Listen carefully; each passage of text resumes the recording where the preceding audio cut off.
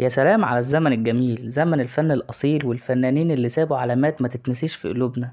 فنانين زي إسماعيل ياسين وسعيد صالح وسمير غانم وفؤاد المهندس ويونس شلبي، كل واحد منهم حكاية وضحكة وإبداع ملوش آخر. تعالوا بينا نعرف أكتر عن أساطير الفن دول، ونشوف تاريخ ميلادهم ووفاتهم، ونعرف قد إيه تعبوا علشان يوصلوا لنا لكل الفن الجميل ده. رقم 5 معانا الفنان إسماعيل ياسين. تاريخ الميلاد 15 سبتمبر سنة 1912، وتاريخ الوفاة 24 مايو سنة 1972. حاصل عمر 59 سنة. بدأ عمل الفني سنة 1939 إلى سنة 1972، عن عمر 33 سنة عمل فني. عدد الأفلام حوالي 300 فيلم، وعدد المسرحيات 61 مسرحية، وعدد الأعمال الإذاعية والمونولوجات حوالي 300 عمل إذاعي ومونولوج.